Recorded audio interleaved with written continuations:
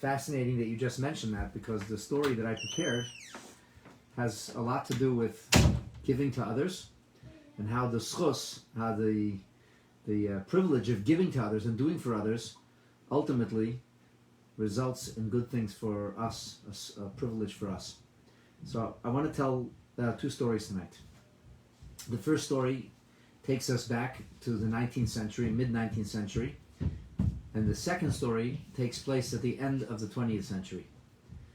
The first story is a vignette or snippets of a story that was found in a manuscript, a volume of manuscript that was possessed by the Rav of Kfar Chabad, Reb Zalman Garelik, Zachreinu Levracha, first Rav of Kfar Chabad, and he had in his possession a book of various manuscripts, and amongst them this story is found there. And it's a story that happened in the time of the Rebbe, the Tzemach Tzedek, the third Rebbe, who was our Rebbe's namesake. And the second story I want to talk to you about, or share with you, is something that happened very much in our time, and there was a fascinating way in which I kind of stumbled on the story, and I'm excited to share it. So the first story goes back to the year 1853. Between the years 1853 and 1856, there was a war that was fought in Eastern Europe known as the Crimean War. Sevastopol was the center of this war, and it was fought between the soldiers of the Tsar, the Russian army, between the Ottoman Empire, who had an alliance with France, and a number of other countries. Apparently the war had something to do with Christian minorities and their rights.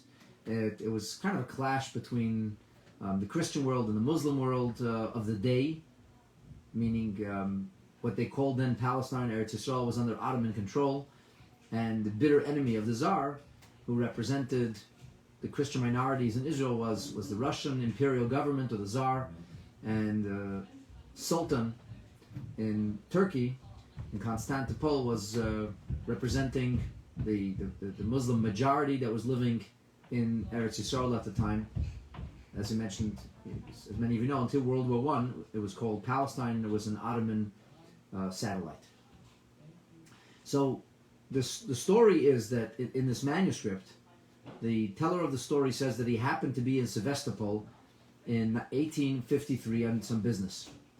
And he's approached by a Russian soldier, a soldier of the Tsar, who identifies him as Jewish, and he says to him that there's a mass grave of Russian soldiers who were recently killed in a conflict, in a direct conflagration. This is a war that dragged on, and one of the soldiers is Jewish, and he's buried together with this a very large number of Christian soldiers, and this mass grave is marked as a Christian grave, but he knows that there's a Jew who's buried there as well.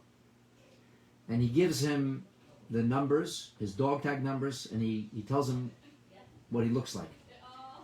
So the story goes that this Yid could find no rest. The thought that a fellow Jew was buried in a mass grave and didn't have a Kever Yisrael gave him tremendous heartache, and he did extraordinary things, including, in the end, getting permission to reopen the grave.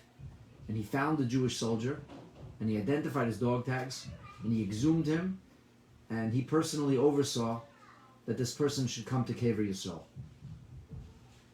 The person was not necessarily a chassid, didn't have any previous chassidic experience, but a little while after the story, several months later, he had heard about the Lubavitcher Rebbe, was very famous, that Tzemach Tzedek was very famous, and he somehow felt this urge that he wanted to go to Lubavitch, and he wanted to meet the Tzemach Tzedek, he wanted to meet the Lubavitcher Rebbe. And a year later, in 1854, he actually made the journey, and he came to Lubavitch. When he comes to Lubavitch, the Tzemach Tzedek seems to have picked him out immediately. And he sent for him, and he said to him that you did something very special, he said to him. You did something very special for another Yid. And there's a very big zechut, a great merit, which is attached to you. And because of this, the Tzemach Tzedek says, I'm going to make you an agent. I'm going to make you an emissary to carry out something extraordinary, a very, very special mission. And he says to him, you're going to meet a man whose name is Moshe Hillel, the son of Tzvi from Bialystok. And when you meet him, I want you to tell him that the answer to the question that's bothering him is found in the third section of the Zohar, Parshat Vayikra, page 13, Daf Yud Gimel. So the man was totally taken aback. He said to the Tzemach Tzedek, I don't even know why you're talking to me. I don't understand. I don't want to go to Bialystok. I never heard of Moshe Hillel ben Tzvi. What is this? And the Tzemach Tzedek said, you have a big schus. You did a big favor for another Yid. The neshama of that Yid stirred your conscience, and that's why you came here. And as a reward of what you did for this Yid, I'm providing you with another very special mitzvah. And you are going to be the one to deliver this message on my behalf. So the man who wasn't a chassid, he said, Rebbe, I'm very grateful, I'm very honored, but I don't know if I'm up to this, and I'm not really planning to go to Bialystok. The Rebbe responded and he said, you don't have to go to Bialystok. You will be with this person. It may be in a long time from now. It may even be in the 1880s, he said to him. But you will be with this person. And when you will be with this person, Hashem will arrange it that that's the message he needs to hear. And you will tell him to look at the Zohar, Chelik Gimel, the third section of the Zohar, on page 13. So the man said, Rebbe, how am I going to remember which page in the Zohar? If you say, you don't even know when this meeting is going to happen, how will I remember that? So the Rebbe said to him, didn't you have a bar mitzvah of your son in 1853, Taf Reish Yud Gimel? So the man says, yes. So the Rebbe says, good. So you had a bar mitzvah in Taf Reish Yud Gimel, and Taf Reish Yud Gimel, which corresponds to 1853. So 1853, 5, 6, 13, you'll remember your son's bar mitzvah is 13 in the year 5, 6, 13, and you'll tell him to look on page 13. The man was very much taken aback, but he kind of accepted this. A while later, the Tzemach Tzedek sends for him again, and he speaks to him about a number of different mystical things, talking to him about another portion of the Zohar, another exposition of the Zohar, an exposition on the name of Moshe Rabbeinu, and the difference between Moshe Rabbeinu and Miriam and Aaron, and Moshe being taken out of the water, and he talks to him about 3 levels in water, and how this corresponds to 3 levels in humility and 3 levels in Moshe. And the man is kind of overwhelmed by this profusion of Kabbalistic, mystical teaching, and he doesn't really know how to respond. And the Tzemach Tzedek sends for him a 3rd time. And he tells him a story about a hidden tzaddik who came upon a forest, and he fought a house, and he went into this house, and Aaron HaKohen got the first aliyah, and Moshe got the Levi aliyah, and then Avraham got Shlishi, and Yaakov got Revi, and Shlomo HaMelech got Shishi, and Yitzchak got Shvi, and then he said, and David HaMelech received Maftir, and it was Parshas Vayechi, and David HaMelech read the Maftir himself. And the Tzemach Tzedek says, and this man that you are going to deliver the message to, he was present at this mystical event. The man is totally blown away by all this. He doesn't even know what to make of it. But, when the Lubavitcher Rebbe tells you something, he kind of accepts it. He files it in some distant place in his mind. And eventually, as the years went on, it kind of drifted into a very, very hazy memory of the past. In 1883, which is almost 20 years after the passing of the Tzemach Tzedek, who passes in 1866, in 1883, he has a dream. In the dream, he sees the Tzemach Tzedek, and the Tzemach Tzedek says to him, it's time to fulfill the mission I gave you. You will meet Moshe Hillel ben Tzvi in Yerushalayim. It's time to leave Russia, to make Aliyah and go to Israel and deliver the message. So it was a very strange dream to have in 1883, and the man made nothing of it until he had the same dream the next night, and then a 3rd night in a row. And at this point, he started to get really nervous and really anxious about this dream. And he asked for advice. And people said to him, if a tzaddik is coming to you in a dream, especially if it's 3 times, it's probably a good idea for you to follow through with action. Well, the man did. In 1884, he made Aliyah to Israel. And he settled in Yerushalayim in 1884. He asked about, anybody know a Moshe Hillel ben Tzvi? Nobody knew a Moshe Hillel ben Tzvi? And he was really anxious now because he moved to Yerushalayim because of a dream, because of a message. The Rebbe told him, you did a mitzvah, you're getting an opportunity to deliver this message. And a few weeks go by, and he's getting really distraught. And one day he's sitting in one of the synagogues in the old city in Jerusalem, and he hears a man being called up to the Torah. And it catches his attention. Ya'amod Reb Moshe Hillel ben Tzvi. So he runs over to the man after he comes down from the bima, and he says to him, are you Moshe Hillel ben Tzvi? He says, I am. He says, I have a message from you from the Tzemach Tzedek, the Rebbe of Lubavitch. He said that the thing that's bothering you can be resolved by what's written in the Zohar Chelek Gimel in Parshas Vayikra on page 13. The man thanked him, he disappeared, and he never saw him again. And what that was about, he never learned. But it seems that he had the privilege to deliver some kind of very important message to a hidden tzaddik at the right time, at the right place, and that the reason that he'd been given this privilege was because he helped another yid. He brought a yid to Kever Yisrael. Well, now let me fast forward to the last century. This story, actually, I discovered the story only in our century. This is about 12 or 13 years ago. On Friday night,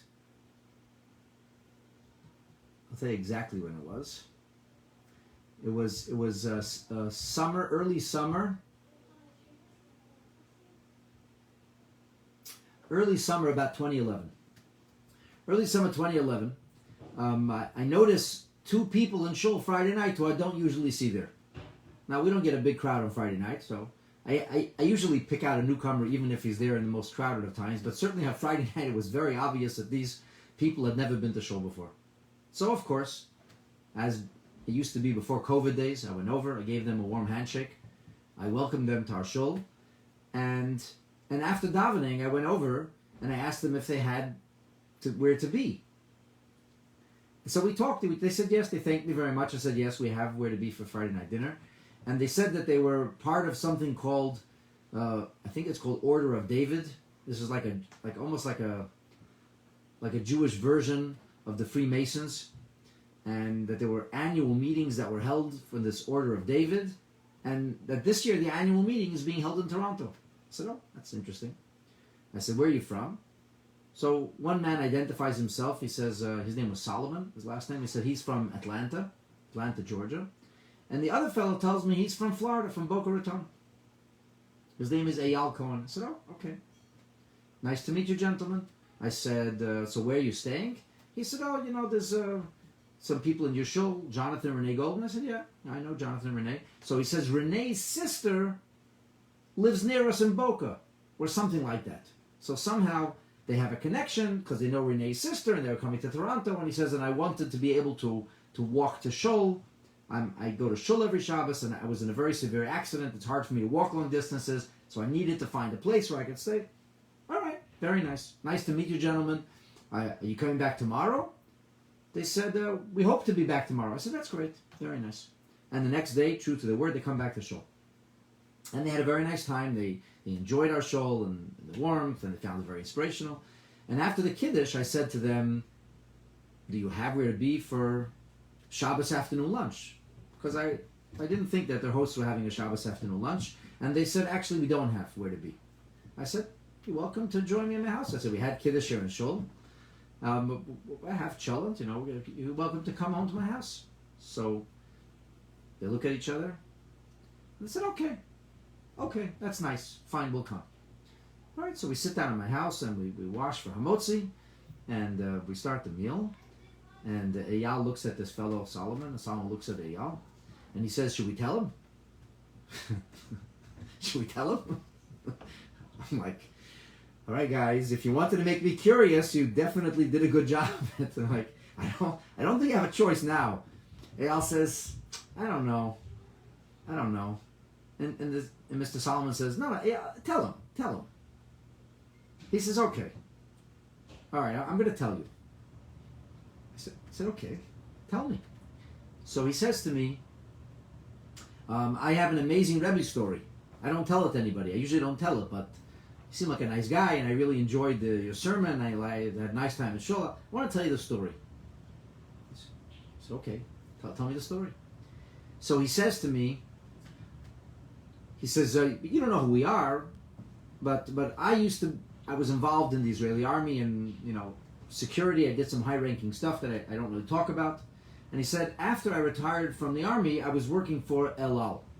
I was a senior member of the security team in El Al. And he told me some very interesting things about how El Al security operates, which I'll share with you in a moment. So he tells me that there was a certain event. He said, of course, in every El Al flight, he says there are air marshals who are armed. And he says, and I'm one of those air marshals now, although I was like on a bumped up already. I was on a supervisor level, but even supervisors still engage in the everyday security. They still fly in the planes. So even after my promotion, I was still an air marshal. And he says the El Al security protocol is that if the air marshals are not... Thank you, lady. So he says there was a story that happened that an air marshal woke up late. He slept in. And because he slept in, the plane refused to take off, and El Al received an enormous fine. Because if you don't take off on time, or when they want you to take off, they fine you. So it was a big loss for El Al. So they phased in a new rule that the air marshals cannot rely on electric clocks anymore. They have to actually have a wind-up alarm clock. Those old-fashioned. I'm sure you all remember having those heavy, clunky wind-up clocks. You have to have a wind-up clock. I said, okay, that's interesting. So he says, so here I am in London, in Heathrow Airport. He says, I landed, and I had a next flight to be on that was like 5.5 hours later. I was exhausted, he said. And I was really nervous about waking up late because they warned us, and I'm staying at the hotel just near Heathrow. And of course, I wound up my clock, he says. And because it's not electric, and I was used to my electric alarm clock already, he says, by mistake, I set the alarm clock an hour early. He says, I slept literally, he says, maybe 2.5, 3 hours. I'm exhausted, he says, and then the alarm clock is going off. So I have no choice. I have to wake up. And he said, I was just in a fog. I was in a total fog. I quickly showered. I put my stuff together, and I head off for the airport. I'm in a fog, he says. I'm literally like walking. I'm half asleep as I'm walking. And I come into Heathrow Airport. He says, this is the early 80s. If my memory doesn't fail me, this is maybe like 1983 or 84. I'll soon tell you the details of the story. You can actually Google this. You can find out. You'll know exactly when it was.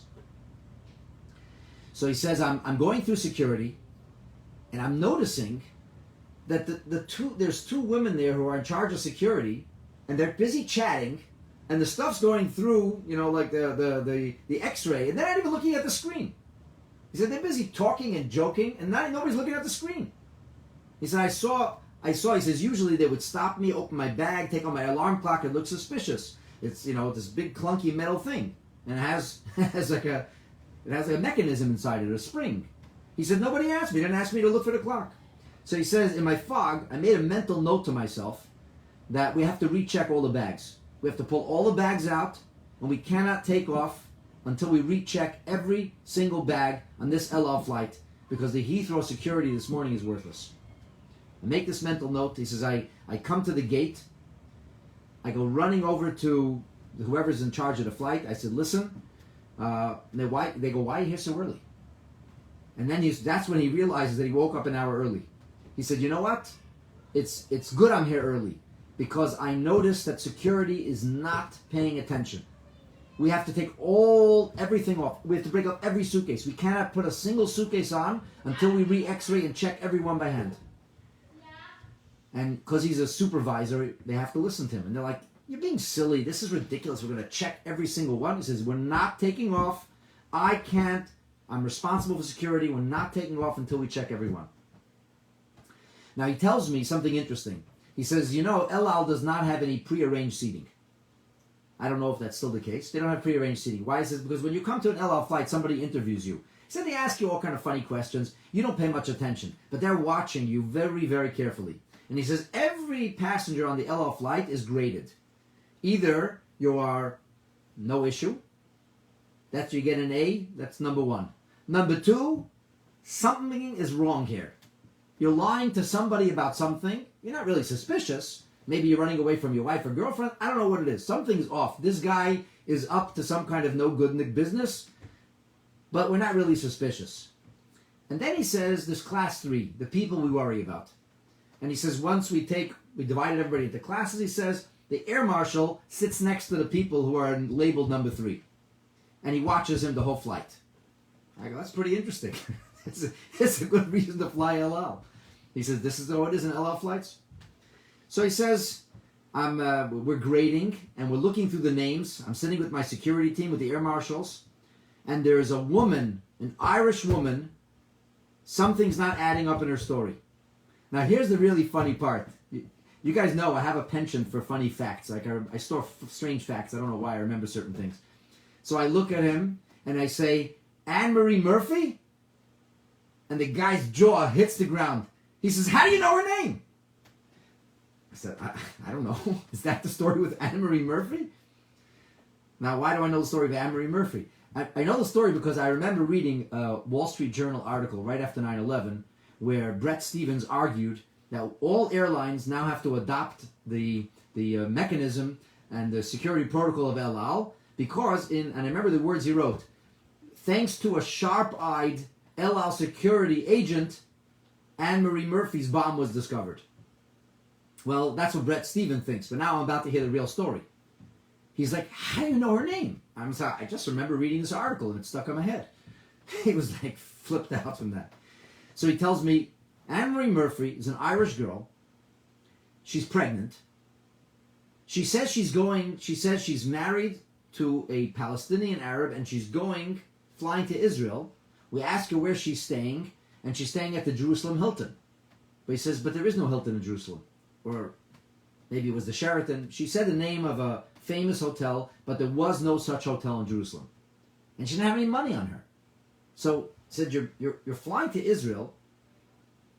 They said to themselves, she's staying in a hotel, and they asked her like 3 times, which hotel? And she kept saying that name. Yeah, you have reservations? Yeah, I have reservations. It doesn't add up. She has reservations in a hotel that doesn't exist, and she doesn't have any money on her. So he said, we recheck all the bags, and we find Anne-Marie Murphy's bag. And it's an expensive leather bag, very nice, expensive leather carry-on. And he says, there's nothing in it. There's a few personal artifacts. There's nothing in it. It's nothing there. And he says, I pick up the bag, and it's very heavy. Oh, there was one thing in there. There was a calculator, like a professional calculator, like a very high grade, like I guess it's used by engineers, an engineering calculator. And it was just very weird that it would be there, but it was just a calculator. And he says, I pick up the bag, and he says, I didn't know if it was because I was very tired and I was in a fog, or something was really wrong. But in my head, I said, this bag is not right. Something is off with this bag. It's too heavy. And so I threw the bag, and it didn't move. And we checked the bag, and we put it through the x-ray, and nothing's showing up. So he says, the guys with me said, okay, let's just put the bags on out. And Eyal tells me, I said, no, something is wrong with this bag. I need to feel good about this bag. Something's wrong with this bag. So we checked it. He says, get me a knife. He says, what are you doing? He said, I'm going to rip the bag open. He says, we're going to get held liable. We're going to have to pay. He says, so we'll pay for a bag. He says, I can't allow this flight to take off unless I check. Something is wrong. The bottom is too heavy. Well, he rips open with a knife. They cut open the leather, and they literally jump back in terror. There is several pounds of plastic explosives that were hidden in a false bottom. And there's no wires because the detonator is obviously wireless. This is the first time they had found such a thing. This is very, very, very high technology.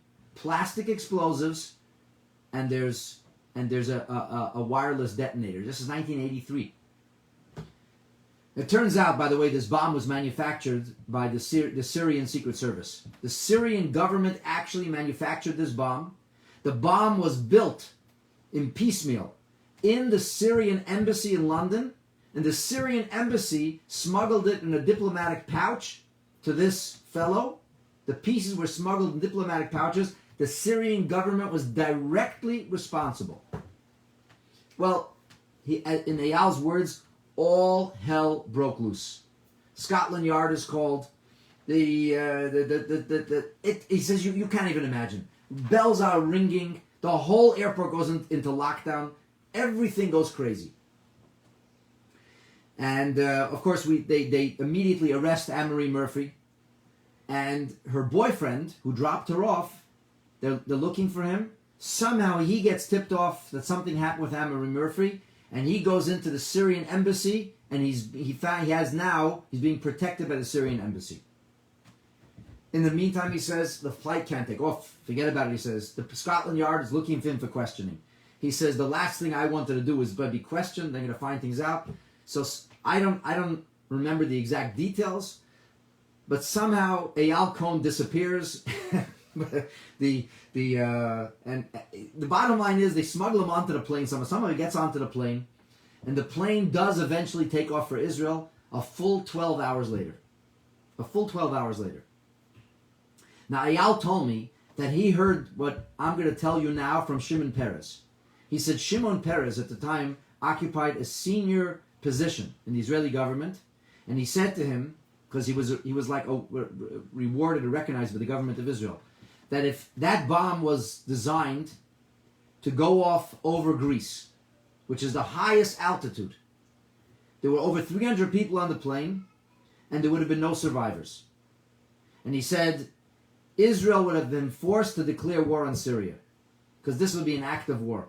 To kill 300 people, blow them out of the sky like that, would have been an act of war, and it would have been a war. He said that you should know, Eyal, you actually prevented a war from erupting in the early 80s. There actually would have been a war. This. Who knows how many lives you saved? That's what Shimon Peres told him. Okay, fast forward the story now. He tells me it's 1987, and he says I'm in New York City, and I'm riding the subway. I'm on the number 3 line of the subway, and I'm in New York. I'm going to the Met. And we meet some people. I meet some people, so I get into a conversation. So where are you guys going? He says, we're going to Brooklyn. He says, why are you going to Brooklyn? He says, we're going to meet the Lubavitcher Rebbe. The Lubavitcher Rebbe gives out dollars. He says, really? You have to make an appointment? They say, no. What, anybody can just go meet the Lubavitcher Rebbe? They say, yeah. This is before the dollars were famous. The dollars had just started then. And I'm telling this to you, the dollars just started. I think it was actually 1986. I'm telling this to you because at some point they started videoing all the people who went by. This is before the video started. So he says to whoever he was with, he says, we can go to the Met anytime. Let's go see the Lubavitcher Rebbe. He says, really? He says, yeah, he's like so famous. You can get a blessing? I want to go to the Lubavitcher Rebbe. He says, I don't even know why. I decided I want to go to the Rebbe. He says, I come by the Rebbe. This is a few years after the story happened. And when I come by the Rebbe looks at me and he says something to the effect of, you saved many lives in the air. Hashem should save you. And he gives him an extra $1. He says, a few months later, I was flying a private plane, a small plane in Florida, and we had a fire, and the plane fell out of the sky. He says there was a plane crash. Till today, he says, nobody knows how I survived. He says, I landed. Literally, the plane fell out of the sky. He says, the whole bottom of my body was burned. He says, for a long time and a lot of therapy. But he says, I'm whole, he says. They don't know how I survived, and I'm even able to walk. He says, the reason I'm in your shul is because I had this accident. It's hard for me to walk long distances. Now remember, this is quite a few years later. He says, it's hard for me to walk long distances. And he says, it's a miracle, he says. And he says, I guess the Rebbe's bracha, he says, that's what he says he feels me. The Rebbe's bracha saved me. And he said, how the Rebbe knew what happened, I have no idea. But the Rebbe said something, you saved others, Hashem will reward you. And he said, I feel very strongly that the privilege I had to save all those lives is why I, in turn, was saved from an aviation accident. Then he tells me, several years back, he says, he was visiting his friend, whose name is Solomon, maybe Arthur, I don't remember his first name.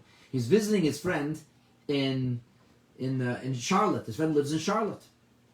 And the head shliach in Charlotte is Rabbi Yossi Groner, who was in our community a few years ago, Zoombrengen. And he says, and Rabbi Yossi Groner made a wedding, and one of his children got married. And there was a Friday night Sheva Brachot for the community. And he says Rabbi Yossi Groner's father, Rabbi Leber Groner, one of the Rebbe's secretaries, was actually there for Shabbos. He said, I once heard from somebody that the Rebbe said something about that El Al flight, but I never really put the pieces together. He says, I decided that I want to find out if it's true. So he said, I went over to Rabbi Groner and I said, tell me, in the year, and I think it was 83. Maybe I'm wrong, 83, 84. This is all Googleable. You can find out. It's when Anne-Marie Murphy's story happened. It's in April, just before Pesach. He says, did the Rebbe say once something about a flight that wasn't going to make it to Israel on time? Rabbi Groner looks at him. He says, how would you know that? He says, I don't know. Somebody once told me. Rabbi Groner says to him, look, it's the weirdest story. Till today, I don't know what it means. But the Rebbe used to send matzah to many Jewish communities. So he would distribute matzah Erev Pesach for communities that were more local. But communities that were further away, the Rebbe would send matzah to be distributed earlier. And every year the Rebbe would send matzah boxes, large, big boxes of matzah to Eretz Yisrael to be distributed to anybody who wanted a piece of matzah from the Rebbe. So he said the Hasidim came after Mincha. The shluchim came to get the matzah, and they were running late. The schedule was late. By the time they got to Kennedy Airport, they had missed the flight. The flight was a stopover flight that was stopping over in London, and the flight then was from London going to Eretz Yisrael. So they were very distraught. It's just a few days before Pesach, and they called Rabbi Groner's office, and they said, we missed the flight. We missed the flight. What should we do? So they said there's another flight that's leaving in 9 hours, but it's a direct flight.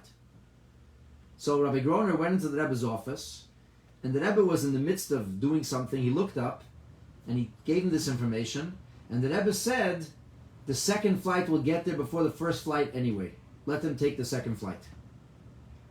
And he says, Rabbi Groner says, I have no idea what that means, but that's what the Rebbe said. Well, turns out the first flight was the stopover in London that Eyal found a bomb on. And that flight, of course, got to London many hours after the other flight that had left Kennedy Airport much later than the first flight. Anyway, this is the story that I heard from Eyal Cohen himself on that Shabbos afternoon. And, Howard, you talked about how the notion of doing for somebody else is actually, it's a matana. We're not giving charity. It's not a demeaning thing. When we give to somebody else, it's a gift. It's a gift for us also. The greatest privilege is to be able to give something for somebody else. The greatest privilege in life is to be able to do something for somebody else. And in the end, when we give to others, and when we do for others, HaKadosh Baruch Hu gives to and does for us. So we should all be inspired to do for others. And Hashem should help us, that we should all be blessed. We go off of, coming off Parsha Zachor, where we remember the notion of Amalek, and as I talked about this morning, it means the notion of being ashakarcha, being cool and dispassionate, and not to get excited about Yiddishkeit, or miracle stories, or things like that. We should be excited. We should be exuberant. We should be enthusiastic about a Yiddishkeit. We should be warm and passionate about everything that we do. And Kadosh Baruch Hu should help us in Eretz Hashem, that it should be a Freilich Purim for us, a Freilich Purim for all of Am Yisrael, and in Eretz Hashem, we should merit to see Sha'asa Nisim, that that Hashem did nisim, miracles, for our ancestors in this time, that now it should be not only commemorative, but we should actually see the miracles unfold in our time. Purim is really a year of this corona craziness, a year of disruption, a year of frustration, a year of difficulty that everybody has endured on different levels. So our Kadosh Baruch Hu should help us that as the year is over, that the difficulty should end, the challenges should end, the disruption should end, the illness should end, there should be good health and good news, and we should be Zoichem Meretz Hashem to the coming of Mashiach and the final Geula Amitis V'Ashlema B'Mheira U'B'Yameinu. Amen. Shavua Tov, everybody. A good tavach, a freilich avach, and we should meet for simchas and here and share only good news.